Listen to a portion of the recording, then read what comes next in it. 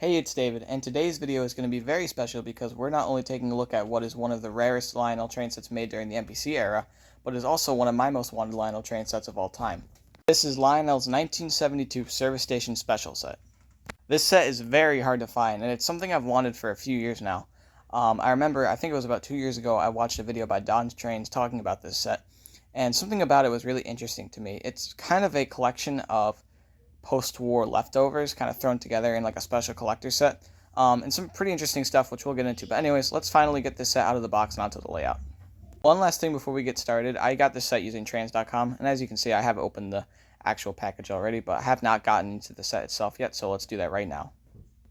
Alright, so looking at the set box itself, that's actually the rare part of the set. The stuff inside of it was available for separate sale, and the actual components of the set really aren't that hard to come by. But the set box itself and the set in its entirety is what's rare. Now, the set box design is actually really interesting. This was a generic box design that Lionel used for a few years during the NPC era, and I actually really like how it shows all the different Lionel products and different locations. I really like how they did it.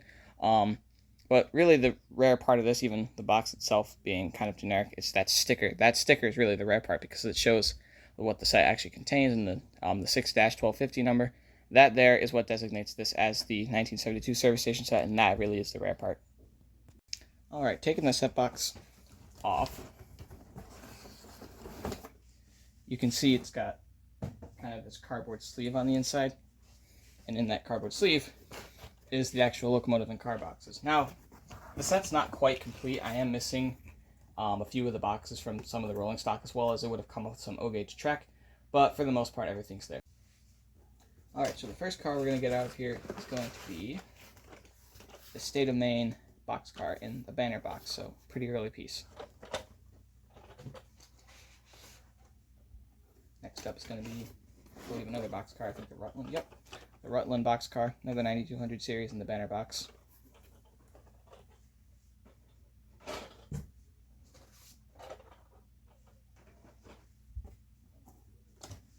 Then we have the MKT Stock Car.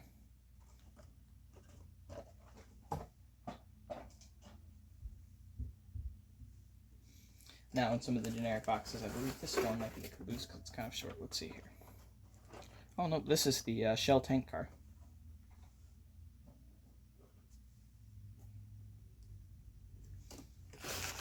Alright.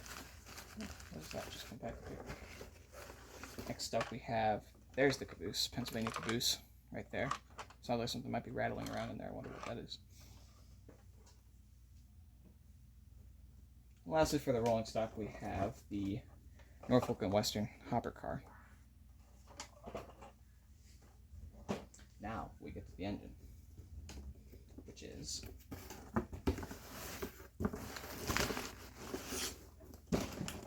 got its original dealer display cover. Okay, I didn't expect that. Anyways, there it is, New York Central Hudson. Now this is actually one of the Santa Fe styled post-war Hudsons.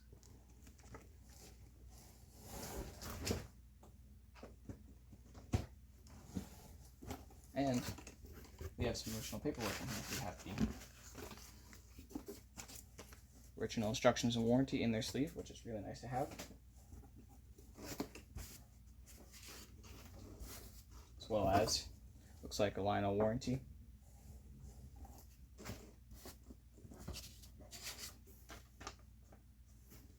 Some information on the new Mighty Sound of Steam technology that Lionel was rolling out around this time. This was brand new for the time.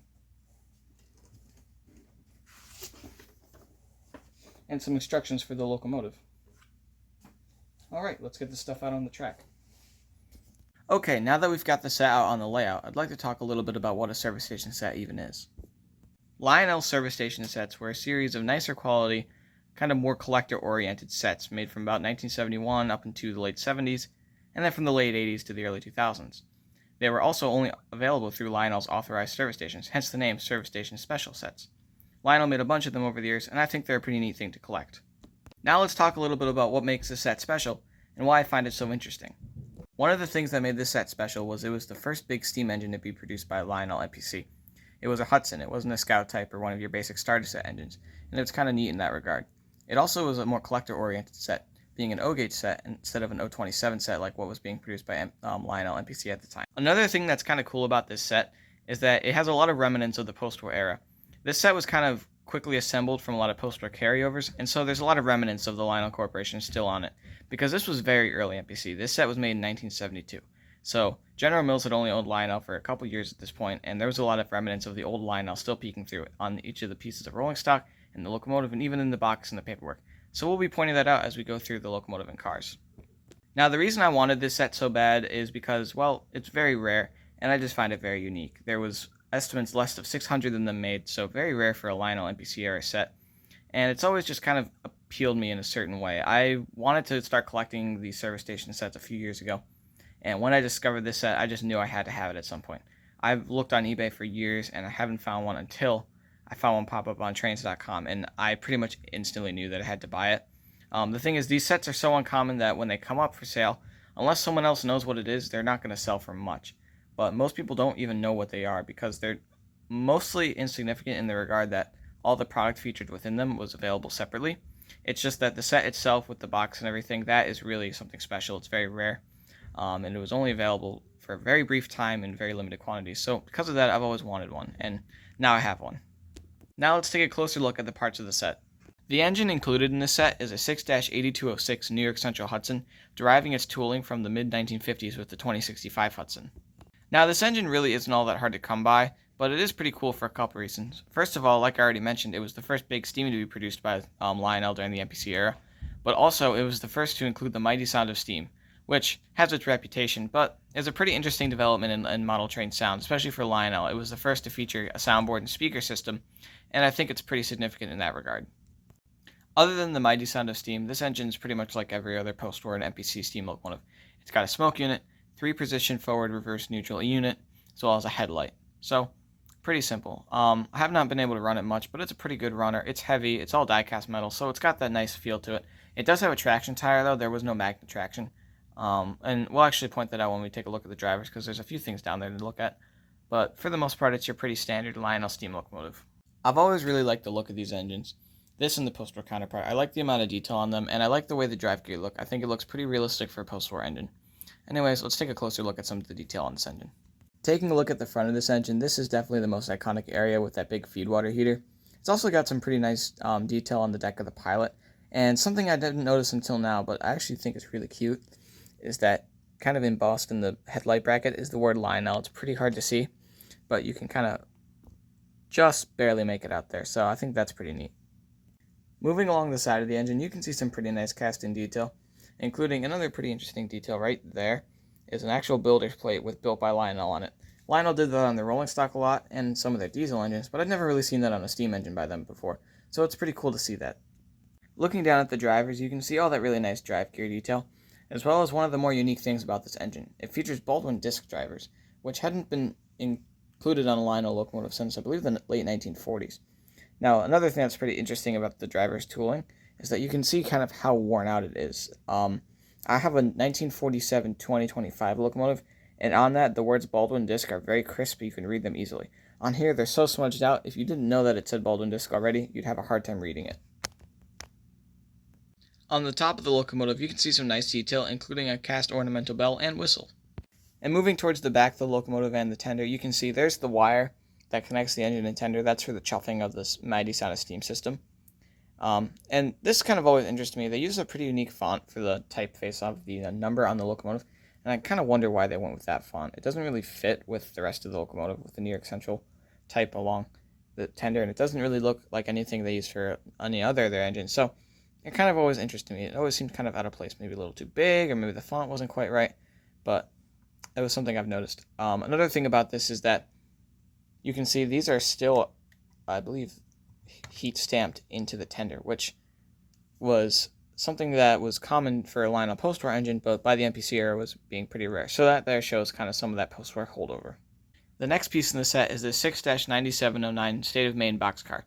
Now, I believe when I was unboxing this car, I called it a 9200 series car, but that was incorrect, as 1972 was actually the year Lionel stopped producing the 9200 series and switched to the 9700 series. This is one of my favorite cars in the set. I've always really liked the design of these State of Maine Bangor and stock box cars. This, and as well as the original post-war version, which this car was based off of. And as construction goes, this is pretty much your standard Lionel NPC car. Plastic trucks, sheet metal frame, plastic body, pretty light construction, but it's still a great car. One thing that's pretty neat I just noticed about this car is that on the end of it, on the tack board, it still says 9200 series. The next car in the set is the 6-9710 Rutland box car, another post-war inspired piece. Again, nearly identical to the post-war variant, just a couple differences there, and pretty basic NPC era construction. But I like this car. I've always liked the color scheme of the Rutland, the green and yellow. It just looks great together, and it's a pretty nice piece to have. The next car in the set is the 6-9707 MKT Stock Car. Now this is the first car in the set which isn't based off of a post-war car, with the MKT graphics being unique to the NPC era. I've always really liked Lionel stock cars. I've liked the design of them a lot, and I think they look pretty scale in appearance when it comes to the size. They're a lot larger than their box cars, and I like the construction of them a lot too. They're pretty sturdy, and the movable doors are a nice feature. Now one of the things that show this is still a pretty early piece is that if you look at the door guides, in each corner they're actually riveted still. So that was something that was only a part of the earlier stock cars that Lionel made, so it was kind of neat to see a post-war carryover there. Overall, though, I really like this car. I like the design a lot, and I really like adding another stock car to my collection. The next car in the set is the 6-9111 Norfolk & Western Quad Bay Hopper. Now, this car is almost identical to a car that would be included in the following year's service station set, except for this one's brown and that one is gray. As far as these Quad Bay Hoppers go, they're some of my favorite cars that Lionel made. I like the size of them, again, being pretty close to scale.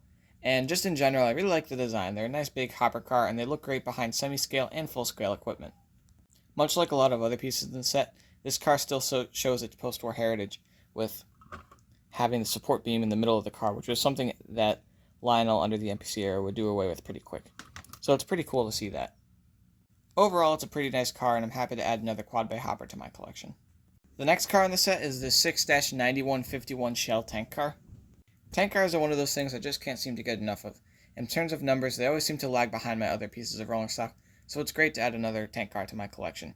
I really like the design of these single-dome tank cars especially. They have lots of great detail on them. Although graphics-wise, the car is pretty simple, I think it's nice, and it's the first car in my collection with Shell on it. This car also has a remnant of the post-war era on it, as if you look at the end of the car, it still has, if you can make it out, the old Lionel logo on it. So I think that's pretty neat. Overall, though, this is a nice car. And lastly, we come to the caboose, which is not just any caboose, but one of the most iconic cabooses of all time, the Pennsylvania N5C. Now, strangely enough, this set pulled by a New York Central engine comes with a Pennsylvania caboose. Maybe this was an off-reference to Penn Central, unlikely, but in real life, seeing a Pennsylvania cabin car behind a New York Central engine at the time would have been quite an interesting thing. Now, out of all the cars in the set, this one is by far the most like the post-war version, even including down here the Lionel logo, as well as the built 255 right there. So that's pretty cool to see. They didn't even change the graphics on this car. It looks almost identical to the post-war counterpart. Otherwise, nice car. I like how they have the plastic on the inside so you don't see the light on the inside, which this is a lighted caboose. I know a lot of NPC cars were not lighted, or a lot of NPC cabooses were not lighted, I should say. But this one is, and that's pretty nice. It also has the separately applied green market jewels up there, which are pretty cool. Overall, I like this car a lot. It is almost blasphemous as a New York Central fan to see a Pennsylvania caboose on a New York Central set, but jokes aside, I think it's a great car and a great way to end the set off. Now that we've got the set back together, let's run it around the layout for a bit.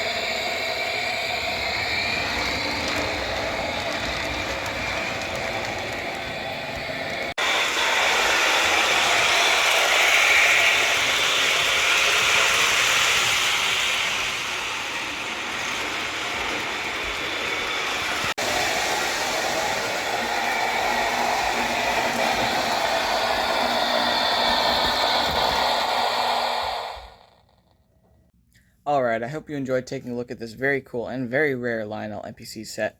It's something I've been wanting to get for years, and I'm so happy to finally have. If you did enjoy this video, consider giving it a like or leaving a comment.